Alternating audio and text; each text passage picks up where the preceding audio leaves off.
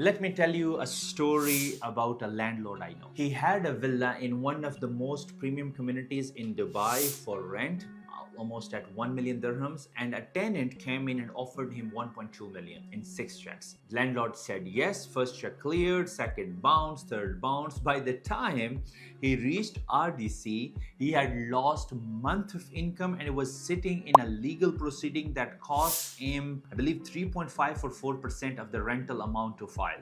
This story is more common in Dubai real estate than anyone admits, and in April 26, the UAE took a real step to address it. And in this video, I want to tell you exactly what changed, what it means, and critically, what it still does not cover. If you own a property in Dubai and you're planning to rent it, this will directly affect you. Today, we're covering the new Etihad Credit Bureau tenant screening system. What is it and how it works? By the end of this video, you will have a clear picture of the rental landscape of the UAE, or specifically Dubai, than most landlords and tenants currently have. My name is Saliq Zahoor. I'm the founder of Eplog Properties. I have been working in Dubai real estate for over 14 years now. I'm an engineer by qualification and a real estate broker by passion. That combination gives me something most brokers cannot offer. I also understand the financial and trading part of the business, as well as the technical side of real estate as well, which is something that stands me out from the crowd. Alongside our brokerage work, I'm also a partner in a construction business, and we have completed more than 50 renovation and extension projects in communities like Dubai Hills, District 1, Jumeirah Island, Arabian Ranches, and also Al Barari and Jumeirah Island Meadows as well, if I forgot. So what I'm sharing with you today is not advice which is I'm reading from somewhere. This is what I have done hands-on right here in the community and in the city. So let's start with basics. The Etihad Credit Bureau is UAE's federal credit information entity. They collect data from banks, telecom, utilities, courts, government entities, everything. They have been operating for years, primarily to help bank assess loan applications. What's new is that they extended that function to private landlords in Dubai's real estate market and of course in the UAE, and here is how it works. A landlord sends a credit check request through the Etihad Bureau app. The tenant receives a notification on their UAE Pass, the national identity platform. The tenant then decides approve or reject. If they approve, the landlord sees the credit score, and if they reject, the landlord gets nothing. The landlord pays 80 dirhams per request, and that's it. 80 dirham against the cost of a RERA proceeding, a frozen asset, months of lost rent. That's not a meaningful trade-off, to be honest. You must use it. They also have upgraded the check clearance indicator with AI. So you can now scan a post-dated check and get a probability score on whether it will clear based on the issuer credit history. For anyone still accepting multiple check arrangements in communities like the premium villa segment, I think this is directly relevant to you. The system is consent-based digital and linked to UAE Pass. So it was announced, I believe, in JITEX 25 and officially launched in April 26. I want to explain why this matters most in the premium villa and apartment segment. In the mid-market, rental default happens, but the exposure is low. A landlord renting a one-bed apartment for 60,000 a year loses 1 year if a tenant defaults. In a premium villa segment, communities like District 1, Dubai Hills Estate, Palm, Emirates Hills, the exposure is completely different. We're talking about 1 million plus to 2 million, in some cases 5 million dirham annual rent. And when a tenant defaults here, the landlord's loss is significant, and the RERA case has to go through a process, and asset often connected stays or sits idle. The psychology of how default happens in this segment is rather interesting. The tenants usually is not someone with no money. They are someone with cash flow problems, often a business owner or a company director whose income is irregular. They overextend, they pay the first check to secure the property, and then they cannot sustain it. And if you recall the initial story, sometime they make an offer above the market, the landlords were already getting more than the fair value. They accept without asking enough questions. Credit scoring addresses this directly, and it tells you whether this person has been paying their financial obligations consistently, and this is the most relevant question. The AI check clearness tool is a secondary protection for after you have already issued a tenancy as contract. If a check comes in and you are unsure, you can scan it first. Now, I want to talk about something that most commentary on this topic has skipped entirely.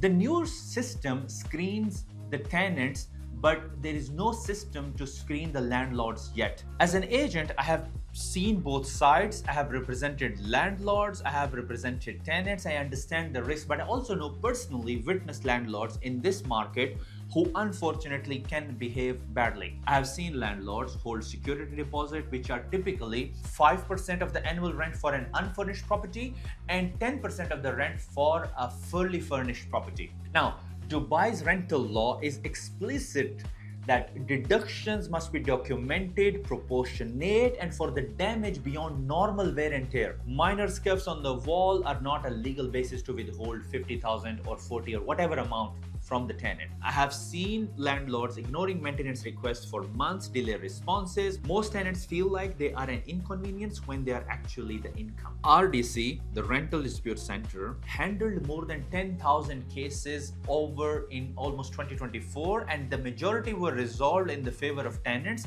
And this tells you something about the direction of disputes. What I like to see is, and what I believe will eventually come, because we have seen in Dubai real estate and the regulatory body, is a bilateral credibility system. A landlord credibility rating, deposit return history, maintenance responsiveness, dispute record, and if a landlord has 3 RDC cases for unjustified deposit retention, a prospective tenant should know that before signing the contract. Because remember, fair market requires accountability on both sides, and Dubai is an evolving real estate market with adaptability and fluidness to adopt quickly. One more thing that can potentially happen is, it's a practical form, is an NOC model. Let me discuss 2 practical angles on the gap that is currently in the market, and the first one is the NOC model. A no objection certificate from a previous landlord. It is a written statement saying this person paid on time, returned the property in good condition, no dispute, deposit return. One document.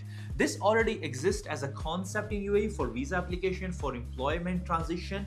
There is no reason it cannot be formalized in tenancy, and I would personally give significant weight to a clean landlord NOC from a prospective tenant.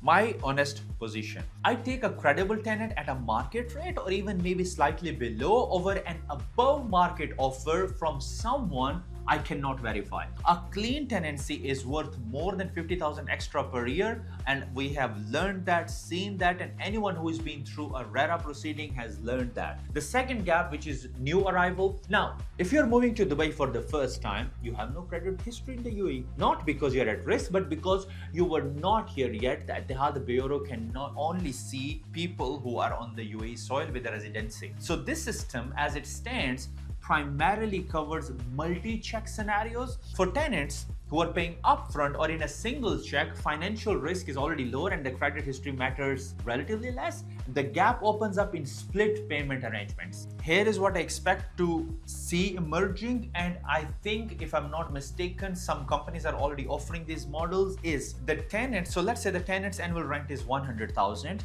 There are intermediary companies who will tell the tenant, we will charge you 105, you can pay me in installment, but I will pay the landlord upfront. So then they collect monthly from the tenant and charge a margin for taking that risk. Landlords get security and tenant gets access. Dubai investment in a quality residential property becomes more liquid, everyone wins. So in a summary, let me pull this all together in 3 takeaways. 1, The new tenant credit screening system is real step forward. Use it. 80 dirhams is nothing against the downside of a defaulting tenant in a premium property. Number 2, landlord accountability is currently missing. So until there is a formal rating system, the best possible thing is that when you are renting it from an agent, ideally, if the agent is managing this property for long term, that agent can tell you a lot specifically about the behavior of the client. I'm managing many properties and most of our properties have no problems at all because we inform the tenant upfront about everything. And number 3, if you're new to UAE and have no credit history yet, build it now. Open a UAE bank account, register utilities under your name, maintain a clean borrowing record, and in 12 to 18 months, you will have the history you need. If this was useful, please subscribe. And if you want to reach out to me personally, my WhatsApp link is in the description. If you have any question, please give your comments. And thank you very much for watching. Thank you for your time, and I shall see you in the next video.